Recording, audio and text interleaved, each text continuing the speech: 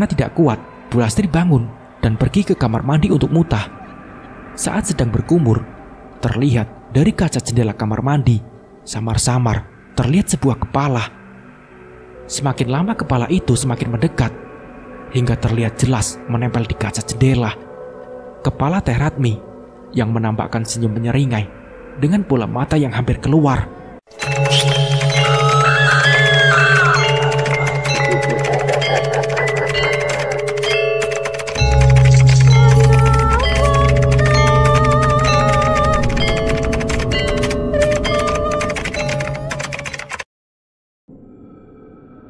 Baru pagi harinya, Bu Lastri ditemukan pingsan sama anaknya di kamar mandi. Kata Mbak Susi, mengerikan juga kalau sampai begitu. Sebenarnya saya juga mau cerita kejadian yang menimpa saya waktu malam Jumat kemarin. Makanya sekarang saya nggak pernah buka warung sampai malam, kata Mbak Susi lagi. Siang itu, rumah Pak Lurah kedatangan seorang pemuda. Usianya sekitar 30-an. Mengenakan peci hitam dan sorban. Kebetulan bapaknya Andi lagi di rumah Pak Lurah, sedang membicarakan rencana untuk mengefektifkan kembali jadwal ronda yang selama ini kacau karena tidak ada orang yang mau datang. Nama saya Ridwan Pak Lurah, ucap pemuda itu memperkenalkan diri setelah Pak Lurah menyuruhnya masuk dan duduk. Seperti mengerti tatapan tuan rumah, si pemuda menjelaskan maksud kedatangannya tanpa harus menunggu pertanyaan. Maksud kedatangan saya ke sini adalah soal salah satu warga Bapak, kata Ustadz Ridwan. Bapak dan Pak Lurah berpandangan semakin tidak mengerti. Begini Pak Lurah, sebelumnya saya akan jelaskan terlebih dahulu. Kebetulan di kampung sebelah, saya mengelola sebuah kelompok pengajian ibu-ibu di siang hari dan bapak-bapak di malam hari, dan juga anak-anak di sore hari Pak. Untuk pengajian ibu-ibu, kebetulan saya punya peserta pengajian yang berasal dari kampung Bapak. Sejujurnya, saya tidak terlalu mengenal jamaah saya, kecuali yang dekat-dekat saja, ucapnya. Mata Pak Lurah kini sedikit berbinar. Mungkin dapat sedikit jawaban atas pertanyaan pada orang yang sedang dihadapinya sekarang. Ini tentang Bu Ratmi, Pak, lanjut Ustadz Ridwan. Iya, Ratmi memang salah satu warga saya yang meninggal beberapa minggu lalu, kata Pak Lurah.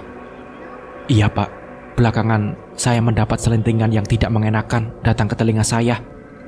Kabar ini bahkan sudah ramai dibicarakan. Katanya Bu Ratmi ini menjadi stres dan gantung diri karena telah mengikuti pengajian saya.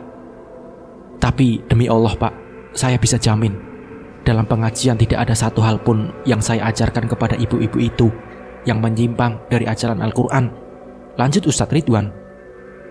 Iya, saya mengerti. Tapi tidak mungkin ada asap bila tidak ada api. Kenapa kabar itu tiba-tiba saja menjadi ramai kalau memang tidak ada yang aneh? Tanya Pak Lurah. Saya juga tidak tahu Pak Lurah. Tapi Bapak boleh tanya ke peserta lain, khususnya ibu-ibu yang sering mengikuti pengajian saya. Adakah hal yang menyimpang yang saya ajarkan? Tapi biasanya setiap orang mempunyai filternya masing-masing dalam memahami ucapan-ucapan atau ajaran yang disampaikan.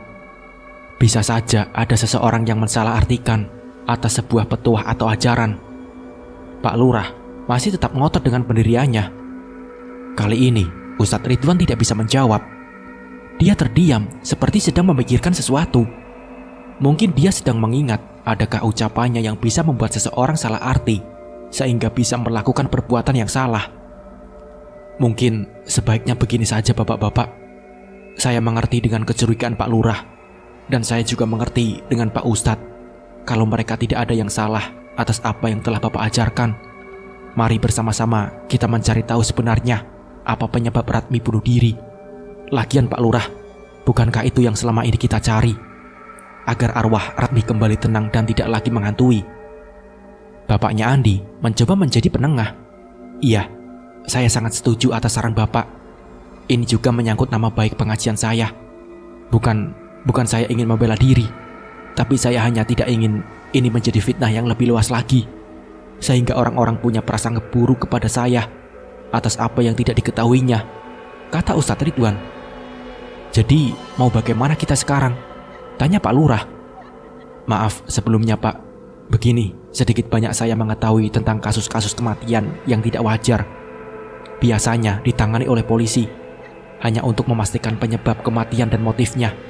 Jadi, apa keterangan yang telah dirilis kepolisian tentang kematian Bu Ratmi? Tanya Ustadz Ridwan. Kini kampung terpencil tidak bisa disamakan dengan di kota, tempat di mana Anda tinggal.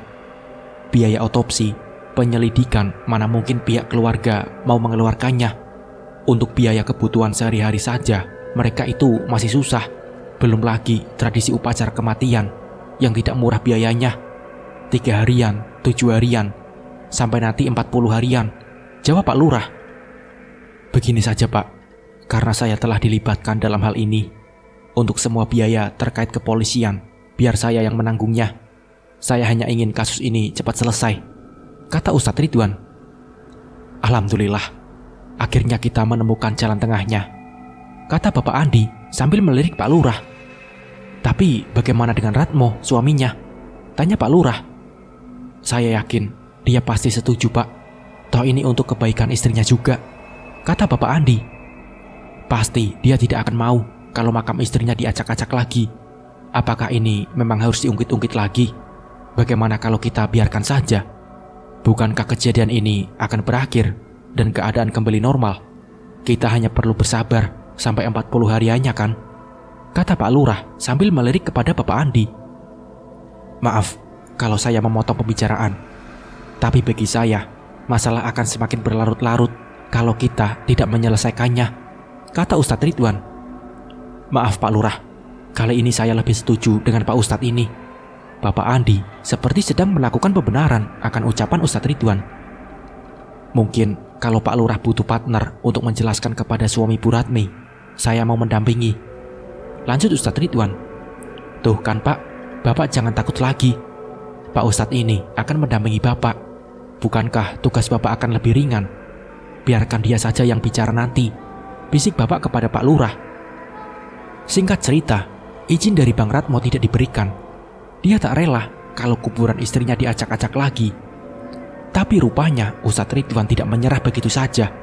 Demi membersihkan kembali nama baiknya, kata Bapak, Ustadz Ridwan pergi menemui Ibu Teh Ratmi untuk meminta izin.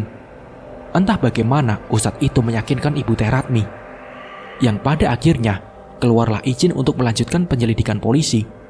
Walaupun sebelumnya ada pertentangan antara Bang Ratmo dan Ibu Teh Ratmi, tapi toh ini sudah terlanjur terjadi. Lagian semua biaya ditanggung oleh Ustadz Ridwan. Ketika siang hari Andi pulang sekolah, di jalan menuju pulang terlihat rombongan mobil yang terdiri dari beberapa mobil polisi dan ambulan.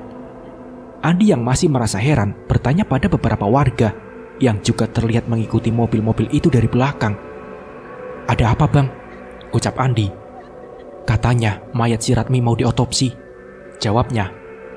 Waktu itu Andi masih awam dengan kata otopsi. Mungkin beberapa warga juga sebenarnya tidak mengerti dengan kata itu. Andi langsung ikut dengan rombongan warga yang penasaran.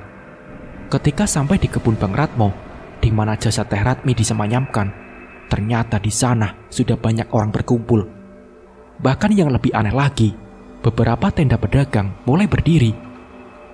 Ini kok seperti ada hajatan saja, pikir Andi. Beberapa orang polisi berjaket oranye mulai mendirikan sebuah tenda dengan ukuran yang cukup besar. Garis polisi pun mulai dibuat untuk melindungi area kerja polisi dari kerumunan warga. Beberapa polisi berjaga menjadi pagar betis untuk menghalangi kalau ada warga yang menyerobot masuk. Kuburan si Ratmi mau digali kembali, ucap salah satu warga. Karena tubuh Andi yang kecil, ia mencoba menyelinap di antara kerumunan warga untuk maju ke depan karena penasaran. Akhirnya, ia berhasil berdiri di belakang pagar betis polisi. Di bawah tenda diletakkan meja lipat yang terbuat dari plastik. Ukurannya cukup besar. Kemudian, tenda tersebut ditutup. Tapi dari celah resleting yang terbuka, Andi bisa memperhatikan keadaan di dalam tenda. Seorang pria tua berjidat lebar mulai mengenakan sarung tangan karet dan masker. Ia tak tahu apakah dia seorang dokter atau polisi. Yang pasti, dia mulai mengeluarkan koper hitam berukuran sedang. Sudah siap, ucap pria berjidat lebar itu pada komandan polisi. Beberapa polisi mulai menggali kuburan Teh Ratmi. Terdengar beberapa warga mengucapkan istighfar dengan ekspresi sedikit ketakutan. Mungkin karena ini pertama kalinya melihat sebuah kuburan dibongkar kembali. Selang beberapa menit, karena yang menggali cukup banyak, terlihat papan yang berjejer menutupi jasad Teratmi. Begitu papan pertama dibuka, semilir bau busuk memenuhi udara. Beberapa warga yang menonton terlalu dekat ada yang muntah. Untungnya, Andi bisa menahan mual. Tapi herannya, polisi-polisi itu tidak ada satupun yang terlihat mual. "Gak kuat saya," ucap salah satu warga yang berdiri di samping Andi, yang kemudian dia berjalan ke belakang. Bau semakin tercium busuk ketika jenazah diangkat ke atas. Terlihat kain kafan sudah berwarna coklat. Dengan segera dibawa masuk ke dalam tenda. Warga sudah tidak bisa melihat lagi. Tapi Andi masih bisa melihat walaupun samar-samar dari celah-celah resleting depan tenda. Dibukanya langsung kain kafan yang membungkus tubuh Teratmi. Andi tidak melihat terlalu jelas. Tapi yang pasti si polisi atau dokter yang mengenakan sarung tangan karet mengeluarkan sebilah pisau dari dalam kopernya. Tubuh Teratmi terlihat sudah membiru, kaku dan keras sepertinya. Terlihat dari bagaimana si dokter atau polisi itu menekan-nekan daging dari jenazah Teratmi. Andi tidak bisa terlalu detail menceritakan karena tidak melihat dengan jelas, cuma samar-samar. Yang pasti, Andi melihat si polisi atau dokter itu beberapa kali menggunakan pisaunya pada tubuh Teratmi. Cukup lama proses yang disebut otopsi itu terjadi, sampai kaki Andi kesemutan karena berdiri terlalu lama. Tapi Andi melihat si dokter atau polisi itu mengantongi beberapa toples yang isinya seperti potongan-potongan kecil daging yang ia peroleh dari dalam tubuh Teratmi. "Ah, ngapain sih di dalam lama-lama amat?" gerutu salah satu warga. Mungkin karena dia kesal tidak bisa melihat. Entah berapa jam proses itu terjadi, sampai akhirnya jenazah Teratmi dibawa keluar kembali dari dalam tenda, masih terbungkus kain kafan seperti semula. "Loh, itu mau dibawa kemana lagi?" ucap salah satu warga. "Mau dikembalikan ke dalam kuburan, Jo." "Lah emang tadi di dalam tenda diapain?" tanyanya. Tidak ada yang bisa menjawab pertanyaan itu, kecuali Andi yang dari tadi bisa melihat walaupun samar-samar. Tapi ia ogah menceritakannya. Tubuh Teratmi telah kembali terbenam di dalam tanah. Para polisi mulai kembali sibuk membereskan peralatan. Namun, warga masih saja berkerumun memperhatikan. Dengan tanda tanya besar di kepala mereka, sebenarnya ada apa di dalam tenda? Ketika mobil polisi sudah pergi, datanglah mobil lain. Sebuah logo TV yang sering Andi lihat tercetak pada mobil yang baru datang itu. Warga semakin heran ketika dua orang pria keluar dari mobil dan membawa kamera. "Wah, kampung kita masuk berita nih. Keren ya," celetuk si warga. Keriuhan masih saja terjadi walaupun polisi sudah pergi. Terlihat beberapa warga sedang diwawancarai oleh orang dari TV tadi. Dari pihak keluarga, seperti Bang Ratmo atau ibunya Teratmi tidak terlihat. Mungkin mereka malas menjadi objek perhatian orang-orang, atau mungkin mereka hanya tak tega melihat kejadian mengerikan ini. Andi pulang ke rumah, meninggalkan warga dengan rasa penasaran. Wartawan dengan kerjaannya dan tenda-tenda pedagang yang berjajar di pinggir jalan. "Makan, emang tidak lapar?" tanya bapak melihat Andi hanya diam di meja makan. "Enggak mau, Pak. Masih terbayang bau busuk di pemakaman tadi," ucap Andi. "Untung bapak enggak ikut nonton," ucap bapaknya. Kemudian bapaknya Andi menyuapkan sayur asam ke mulutnya. Hujan turun setelah azan Isya. Namun tidak terlalu lebat. Andi duduk di atas kasur sambil menatap jendela kamar. Gelap gulita pemandangan di luar sana. Hanya sesekali terlihat rintik-rintik hujan menabrak kaca. Ini sudah hampir 3 minggu Teratmi meninggal dunia. Tiba-tiba Andi berpikir, kenapa ada orang yang nekat sampai gantung diri? Apakah serumit itukah permasalahan orang dewasa sampai mereka putus asa? Andi juga pernah merasakan putus asa karena ditolak cinta.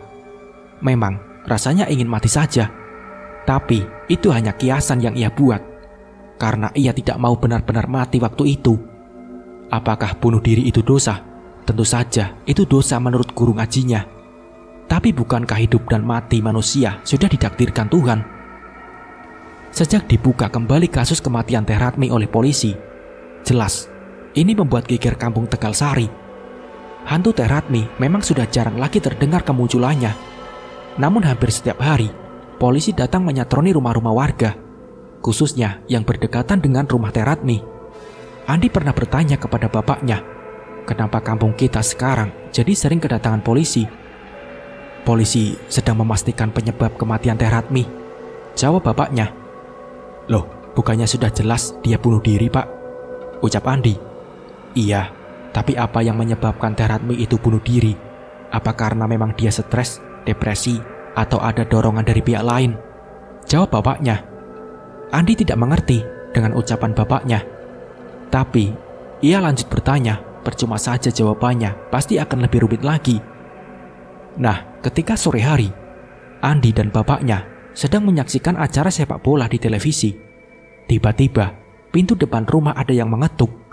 Itulah giliran mereka untuk disatroni Pak Polisi, karena kebetulan mereka masih satu RT sama Teh Ratmi. Tapi yang lebih sering ditanyai polisi ibunya Andi. Pertanyaan pada bapak hanya sedikit. Saya tidak terlalu akrab sama Ratmi. Ya kenal sewajarnya saja, Pak. Jadi saya nggak tahu kalau dia punya masalah atau apapun yang sedang dia alami, jawab ibu. Kalau suaminya, Pak, bagaimana sifatnya? Apakah dia orang yang temperamental? Apa bapak atau ibu pernah mendengar mereka bertengkar? Ucap Pak Polisi. Setahu saya, Ratmo itu orang yang ramah, Pak, tidak arogan. Dulu sebelum kejadian ini, saya cukup sering bergaul dengan dia. Juga bapak-bapak yang lain. Katanya sih, kita nggak pernah mendengar mereka bertengkar ya, Bu. Tapi nggak tahu juga saya, Pak, jawab bapak sambil melihat ke arah ibu. Akhirnya, interogasi yang berjalan santai itu selesai. Kabar dari hilangnya Teh Dewi belum ada kelanjutannya. Entah kemana dia pergi. Tapi yang pasti, kasus ini sudah masuk juga ke ranah polisi, kata bapak. Menurut Pak Lurah, belakangan ini kampung Tegalsari terus dapat masalah. Sampai ada saran dari warga agar kampung ini diruat saja untuk menjauhkan malapetaka. Tapi, tiba-tiba, desa Tegalsari kedatangan rombongan pasar malam. Aneh, padahal selama ini, hiburan macam ini hanya sampai kecamatan saja. Mungkin karena kampung mereka kemarin baru saja masuk TV. Desa Tegalsari memang menjadi terkenal di lingkungan kabupaten gara-gara masuk berita kriminal. Semenjak ada pasar malam, suasana kampung jadi tidak sepi. Orang-orang mulai berani beraktivitas lagi di malam hari. Walaupun letak pasar malam ini cukup jauh dari pemukiman, karena berada di lapangan desa yang letaknya bersebelahan dengan kebun kakao. Pas hari pertama pembukaan, Adi sekeluarga datang ke sana. Acara dibuka dengan sambutan Pak Lurah yang pidato panjang lebar yang entah apa isinya. Karena semua warga tidak peduli, mereka hanya ingin cepat-cepat acara intinya dimulai agar segera bisa mencoba berbagai wahana yang ada di sana. Sekian dan terima kasih ya, tutup Pak Lurah yang kemudian disambut tepuk tangan warga. Warga langsung bubar. Berbagai wahana langsung penuh dengan antrian. Mesin-mesin tua karena Andi lihat peralatannya sudah berkarat mulai dinyalakan. Tapi tempat yang antriannya paling panjang adalah wahana tong setan. Alunan musik dangdut mulai terdengar dari speaker, membahana, memeriahkan suasana. Andi yakin mungkin yang datang dari berbagai desa. Maklum, jarang sekali hiburan seperti ini di daerah pelosok. Tenda para pedagang mulai ramai dengan orang-orang. Anak-anak kecil berlarian kegirangan. Muda-mudi yang sedang mencari jodoh tak mau kalah unjuk pesona saling menggoda. Tapi ada juga yang hanya duduk-duduk, berdiam sambil memperhatikan tingkah orang-orang, seperti Andi dan orang tuanya. Suasana pembukaan pasar malam sungguh ramai, dan untuk sejenak orang-orang lupa akan ketakutannya selama ini. Pak Lurah pun bisa kembali bernapas lega, karena warganya sudah kembali seperti sedia kala. 2 hari berlalu semenjak dibukanya pasar malam, kecemasan kembali datang. Baru saja warga merasakan senang, kabar-kabar tidak sedap mulai terdengar. Ini menimpa salah satu anggota pasar malam yang bertugas pada wahana biang lala. Seperti biasanya, kabar buruk memang cepat sekali tersebarnya. Menurut kabar yang beredar, kejadian itu sekitar jam 2 malam. Pasar malam memang ditutup sekitar jam 11, atau bisa lebih malam lagi. Pokoknya, pasar malam ditutup ketika para pengunjung sudah mulai pulang. semua karyawan dan pedagang yang masuk dalam kelompok pasar malam mulai berbenah menutup lapaknya. Ada yang langsung masuk tenda untuk tidur. Ada juga yang duduk santai sambil menikmati obrolan renyah bersama rekannya. Nah, kebetulan orang yang berjaga di wahana biang lala ini malam itu tidak bisa tidur katanya. Masih menikmati segelas kopi di dalam salah satu kotak kurungan biang lala. Sedangkan rekan-rekan yang lainnya sudah pada masuk tenda. Suasana begitu senyap. Lampu-lampu yang menerangi sekitar pasar malam itu mulai dimatikan. Hanya tersisa beberapa saja yang masih menyala, khususnya di bagian jalan masuk menuju gerbang. Si petugas biang lala yang masih duduk menikmati hisapan demi hisapan rokok tiba-tiba disadarkan oleh hembusan angin malam yang membuat tengkuknya kedinginan. Kemudian dia beranjak dari tempat duduknya untuk mengambil sarung ke dalam tenda. Namun begitu ia keluar dari kurungan kotak dan berdiri, entah mengapa matanya tertuju ke arah jalan pintu masuk. Di bawah cahaya terang lampu bulat berwarna kuning itu, ia melihat seorang wanita sedang berdiri. Kepalanya membungkuk, seperti sedang melihat tanah. Rambutnya tergerai menutupi wajah. Awalnya, dia pikir itu hanya penonton yang telat pulang saja, atau bahkan orang yang baru saja selesai pacaran, sehingga ia menghiraukannya. Namun, setelah ia kembali dari tenda, mengambil sarung dan duduk kembali di dalam kotak kurungan, wanita itu masih terlihat berdiri, tak bergerak sedikit pun. Si petugas wahana mencoba menghiraukannya. Namun setelah cukup lama, dia merasa terganggu juga. Dilihatnya, lekat-lekat wanita yang sedang berdiri di jalan pintu masuk itu. Neng, pasar malam sudah tutup. Kembali lagi besok ya, kecuali mau nginap sama abang. Goda si petugas tanpa rasa curiga. Namun wanita tersebut tak bergeming sedikit pun.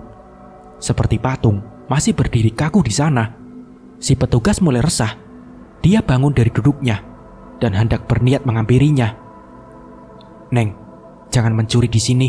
Pulang saja sana, teriak si petugas. Ketika si petugas berjarak beberapa meter saja dari sosok perempuan yang dilihatnya itu, langkahnya tiba-tiba terhenti. Kenapa kalian datang ke sini? Suara perempuan itu setengah berbisik. Kepala perempuan itu mulai menoleh ke arah si petugas. Terlihat sebelah matanya yang cekung, sehingga menampilkan bola mata yang bulat sempurna. Bibirnya putih pucat, dengan tulang pipi yang menonjol. Cepat, pergi dari sini, atau saya teriaki kamu pencuri, ucap si petugas itu, dengan lutut sedikit bergemetar, karena tak kuat menatap wajah perempuan yang tampak pucat itu. Sosok perempuan yang sedari tadi berdiri kokoh itu kini mulai melangkahkan kakinya, berjalan pelan meninggalkan si petugas. Ia pergi ke arah hutan, lalu tenggelam dalam kegelapan hingga sosoknya tak terlihat lagi. Keesokan harinya, si petugas biang lala itu mulai bercerita kepada temannya. Barulah ada orang yang menceritakan, mungkin sosok yang ia temui semalam adalah arwah perempuan yang sedang meneror kampung Tegalsari. Kabar-kabar mengenai diganggunya petugas pasar malam mulai banyak versi.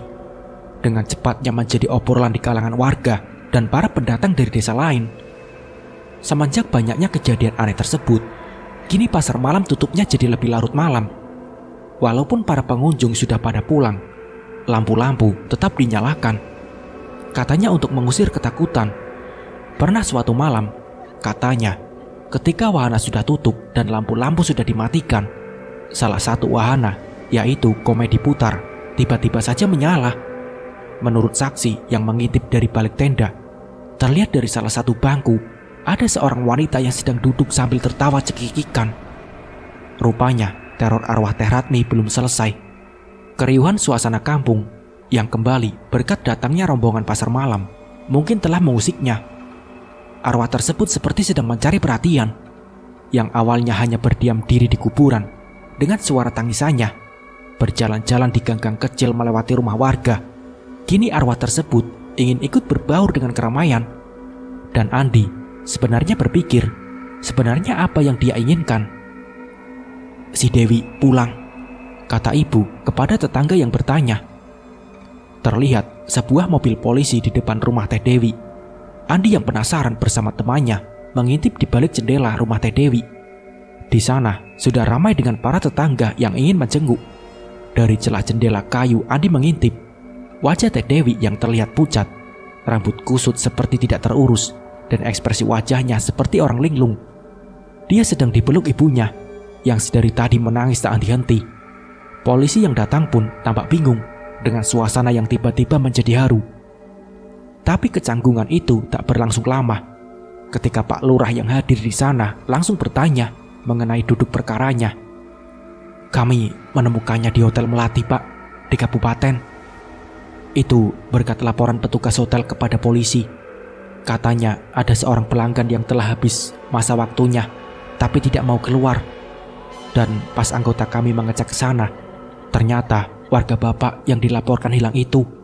Petugas hotel tersebut mencoba mengusirnya, namun Dewi malah mengamuk. Dia membanting benda-benda ke petugas hotel, Pak. Lanjut Pak Polisi. Katanya si petugas hotel malah mengira bahwa Teh Dewi adalah orang gila. Dan sepertinya dia memang sudah benar-benar tidak normal. Pandangannya kosong. Bahkan ia tidak peduli pada ibunya yang sejak datang terus menangisinya. Dia bisa sedikit tenang setelah beberapa orang polisi mencoba menenangkannya. Karena takut Teh Dewi bertindak brutal, maka terpaksa dia harus dilumpuhkan dengan obat bisu, katanya. "Dia masih dalam keadaan setengah sadar, Pak Lurah," kata Pak Polisi.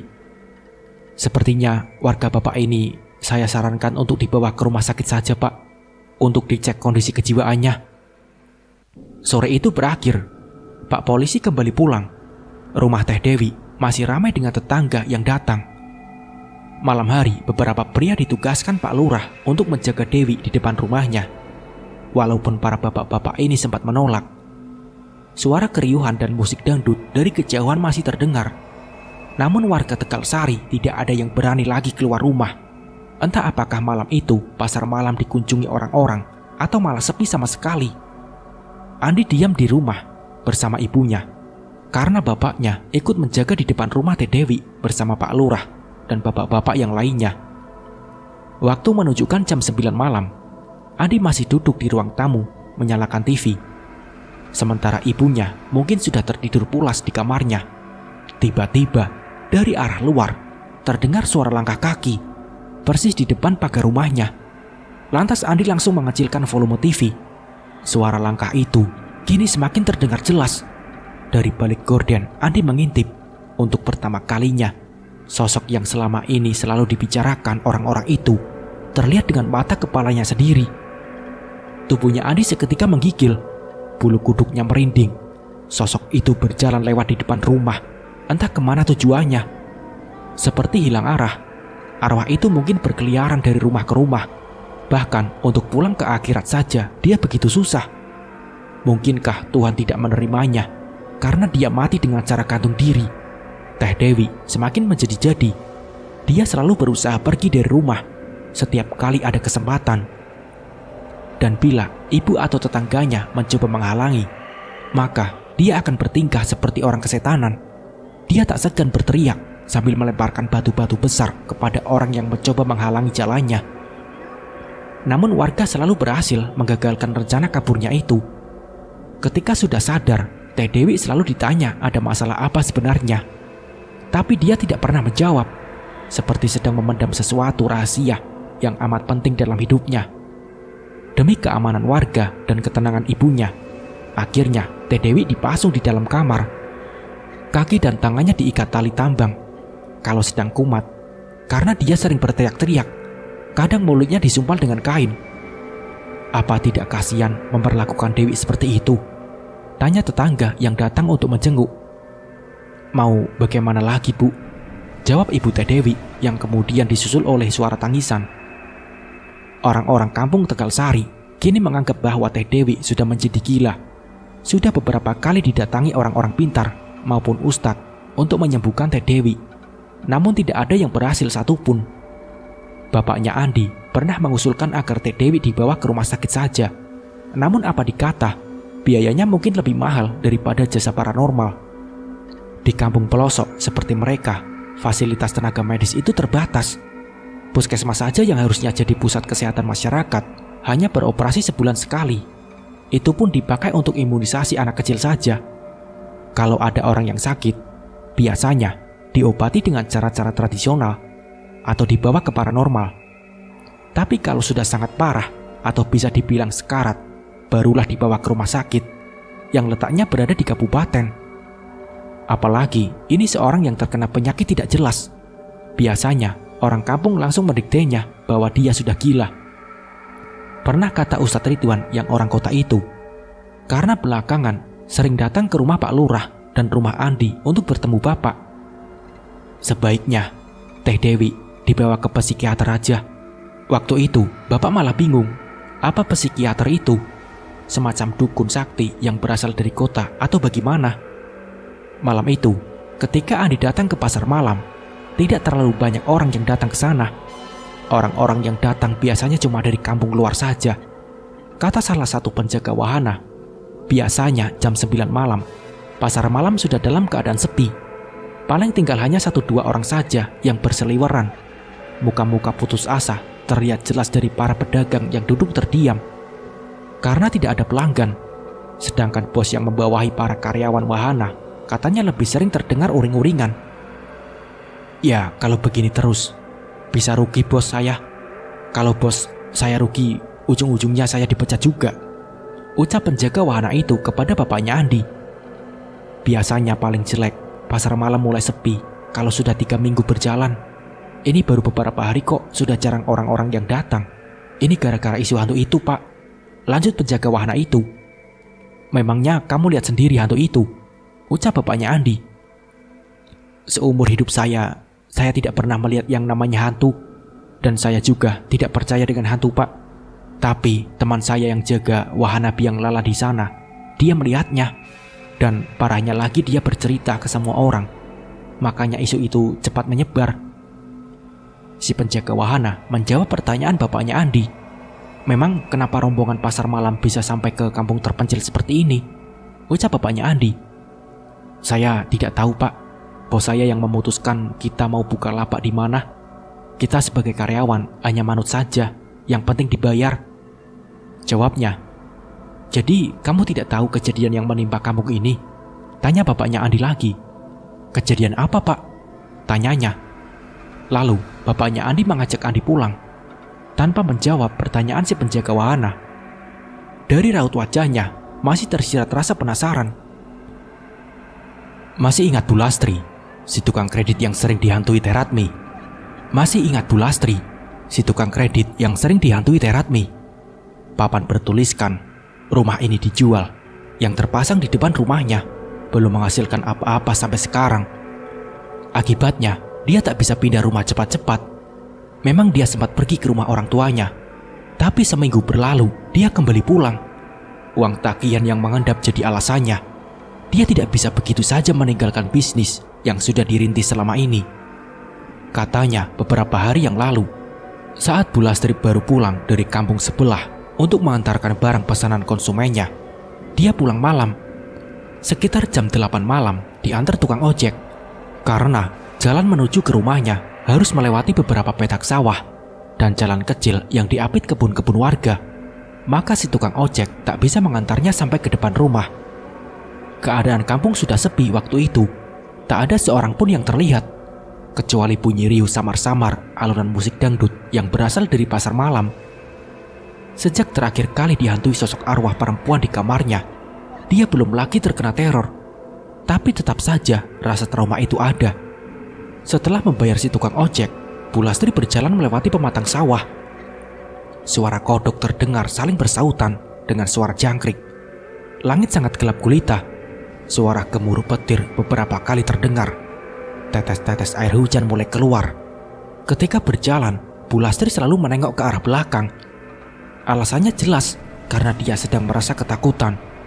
Dan layaknya orang ketakutan, dia selalu bertindak waspada, mengecek ke belakang untuk memastikan bahwa tidak ada orang ataupun hantu yang sedang berusaha mengikutinya.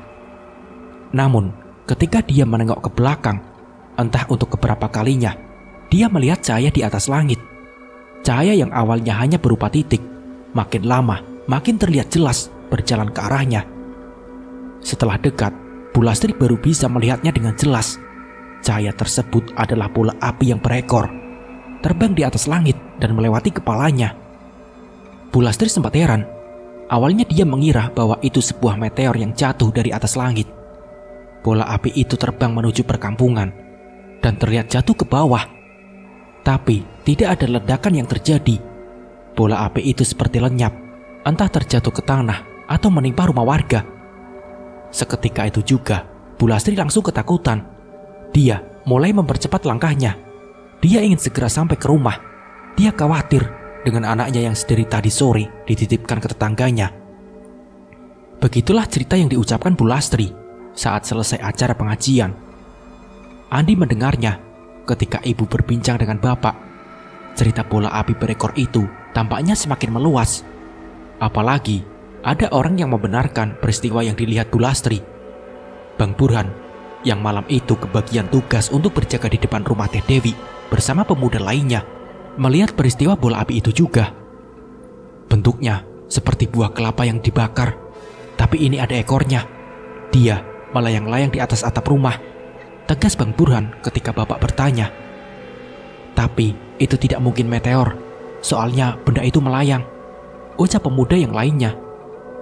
Bang Burhan mencoba mengikuti bola api berekor itu, hingga akhirnya benda aneh itu melayang-layang di atas rumah Bang Ratmo. Setelah diam begitu lama, bola api itu seperti masuk ke dalam rumah, menembus atap. Saya kira bakal terjadi ledakan, tapi tampaknya rumah Bang Ratmo baik-baik saja. Saya sempat mau mengetuk rumah Bang Ratmo untuk memastikan bahwa dia baik-baik saja, tapi tidak jadi. Lanjut Bang Burhan. Pak Lurah dan bapaknya Andi sempat bingung menanggapi isu bola api berekor ini. Mana mungkin Bu Lastri dan Bang Burhan ini berbohong, karena cerita yang mereka sampaikan berdua hampir memiliki kesamaan dalam mendeskripsikan ciri-ciri fisik benda aneh tersebut. Belum reda cerita teror hantu Teh Ratmi yang kemudian disusul penampakan benda misterius yang sempat terlihat di kampung Tegalsari. Peristiwa aneh kembali terjadi. Kampung ini seperti dikutuk. Peristiwa mengerikan datang silih berganti. Andi yang waktu itu ikut sholat subuh berjamaah bersama bapaknya sempat kaget melihat kedatangan seorang petugas pasar malam dengan nafas yang masih tersengal-sengal karena berlari untuk menemui warga datang ke musola. Semua warga mencoba menyuruhnya untuk duduk dan mengatur nafasnya terlebih dahulu. Itu pak, ada orang mati. Iya mati, ucap petugas pasar malam. Semua bapak-bapak yang hadir di masjid tampak kebingungan. Ada orang mati gantung diri di pasar malam pak, ucap petugas pasar malam dengan setengah berteriak. Sontak, semua orang yang ada di musala kaget. Cepetan, kasih tahu Pak Lurah, perintah bapak kepada temannya. Langit masih terlihat gelap, namun suara kokok ayam sudah terdengar. Suasana pagi hari yang biasanya menyejukkan dan menenteramkan berubah menjadi mengerikan. Bapak-bapak langsung belingsatan, buru-buru mengikuti si petugas pasar malam menuju tempat kejadian. Kita lihat yuk ke sana, ajak temannya Andi. Jangan, lagian kita harus berangkat sekolah. Nanti siang aja melihatnya. Lah, kalau siang mayatnya sudah dikuburkan dong. Mana bisa kita lihat? Memang kamu tahu rasanya melihat mayat tergantung itu bagaimana? Tanya Andi. Dia langsung terdiam, mungkin sedang membayangkan. Tiba-tiba tubuhnya bergetar merinding, dan mereka berdua langsung pulang dengan rasa penasaran. Siapa mayat yang tergantung itu? Sosok mayat itu tergantung persis di depan gerbang pintu masuk pasar malam. Talinya terikat pada besi yang menjadi penyangga papan ucapan selamat datang. Mengenakan kebaya dengan bawahan kain batik samping yang terlihat masih baru. Rambut putihnya terikat karet, namun kontras dengan tampilannya yang rapi. Wajahnya justru tidak menampilkan demikian. Matanya melotot sempurna, lidahnya terjulur keluar dengan wajah tampak membiru dan dihiasi urat-urat kecil. Begitulah penggambaran tentang sosok mayat yang mati pagi tadi. Tegalsari kembali berduka hari ini. Penduduknya kembali berpulang ke alam baka. Pukulan sangat keras yang harus mereka terima, karena belum genap sebulan sudah 2 orang mati dengan cara mengenaskan. Apakah kampung ini telah dikutuk?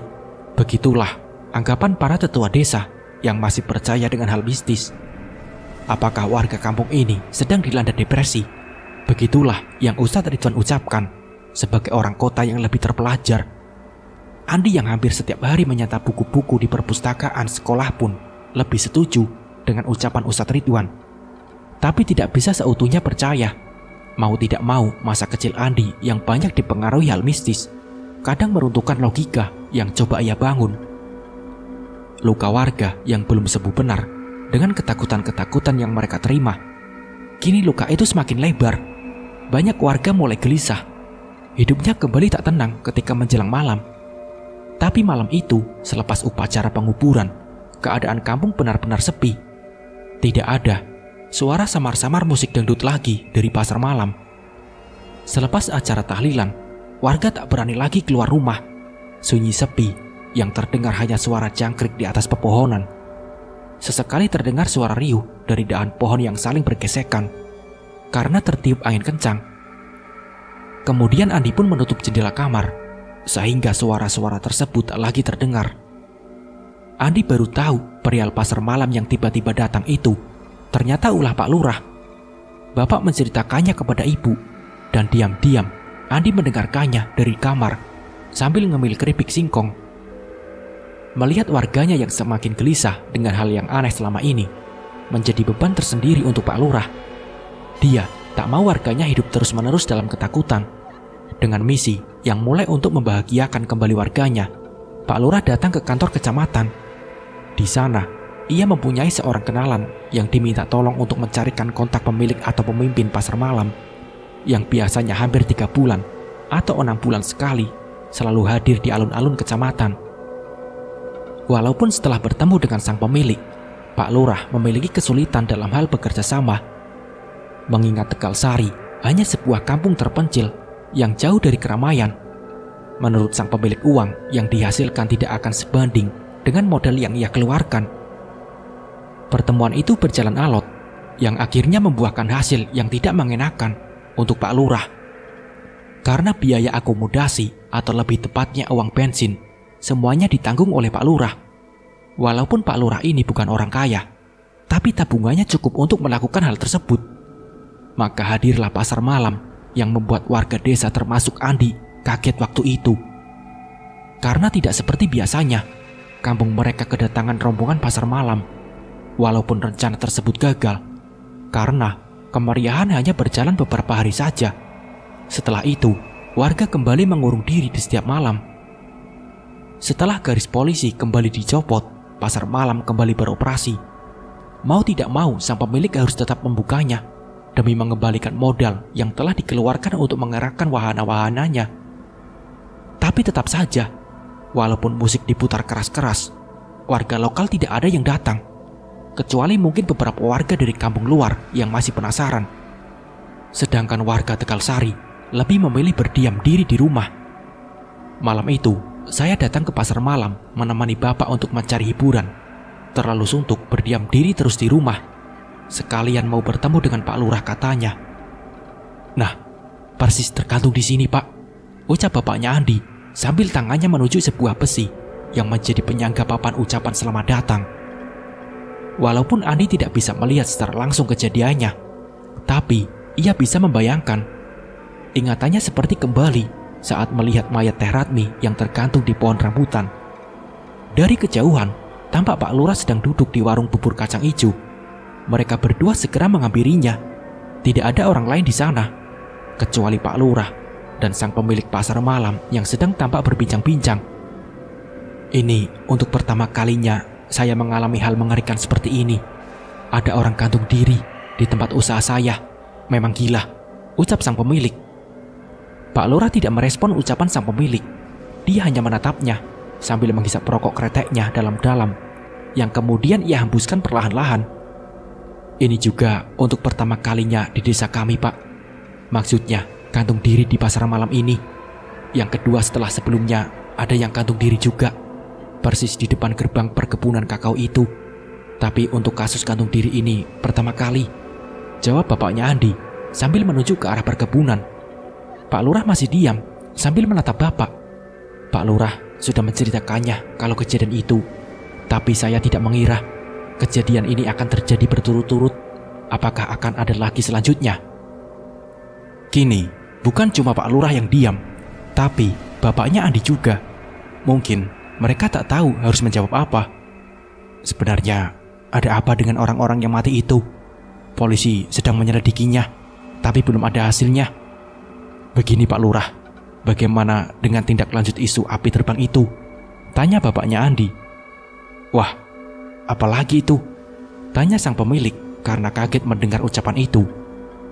Pak Lurah tidak menjawab pertanyaan kedua pria di depannya ini. Dia masih terlihat asik menikmati rokok. Begini Pak, kemarin itu ada orang yang melihat bola api terbang di atas kampung, terus menghilang dan masuk ke rumah warga. Bapaknya Andi menjelaskan, pantesan ada orang gantung diri, ucapnya. Pak Lurah terperanjat dari tempat duduknya. Dia segera duduk tegap, seperti tertarik dengan ucapan sang pemilik wahana. Begitu juga bapaknya Andi yang kaget mendengarnya. Maksudnya? Tanya Pak Lurah. Kebetulan saya ini berasal dari Jawa Pak Lurah. Dulu bapak saya suka bercerita kalau di kampung ada benda aneh mirip bola api terbang dan menghampiri rumah warga. Sudah dipastikan orang yang tinggal di rumah itu akan mati gantung diri keesokan harinya, ucapnya. Semacam santet. Pak Lurah semakin penasaran. Saya tidak tahu, tapi itu semacam cerita lama orang-orang dulu. Bapak saya yang bercerita. Mungkinkah ini semacam guna-guna? Saya sudah sangat lupa cerita itu. Tapi katanya bola api itu semacam tanda, kutukan penyampaian pesan kematian. Tapi tidak ada yang tahu sebenarnya bola api itu apa. Apa ada cara untuk mencegahnya? Tanya Pak Lurah. Orang yang mati gantung diri gara-gara bola api, menurut bapak saya, dia tidak boleh dimandikan atau dikafani. Harus langsung dikubur begitu saja, layaknya bangkai tikus.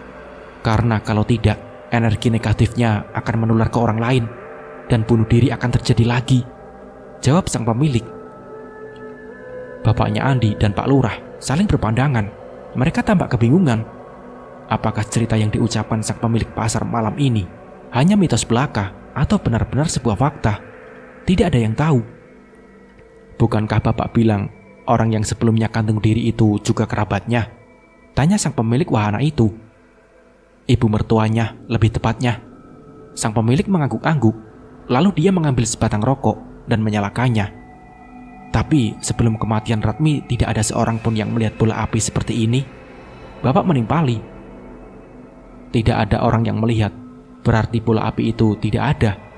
Pak Lurah semakin bingung. Begitu juga bapaknya Andi. Mereka berempat termasuk Andi yang sedari tadi menyimak pembicaraan itu langsung terdiam tanpa kata-kata. Di tengah keramaian suara alunan musik dangdut dan gemerlapnya lampu yang kelap-kelip dari berbagai wahana, di warung bubur kacang hijau ini seperti ada kesunyian yang dalam. Ada kengerian dalam hati yang tidak bisa kita ungkapkan. Entah berapa lama mereka terdiam, hanya sibuk menikmati rokok kretek masing-masing. Andi memperhatikan ketiga wajah pria dewasa yang sedang gelisah ini. Si pemilik mungkin gelisah dengan nasib pasar malamnya yang tak kunjung untung. Pak Lurah gelisah dengan nasib warganya, sedangkan bapak mungkin gelisah akan ketakutan-ketakutan lainnya yang mungkin sedang menunggu di esok hari dan seterusnya. Sementara Andi tiba-tiba ingin melihat ke arah gerbang masuk pasar malam.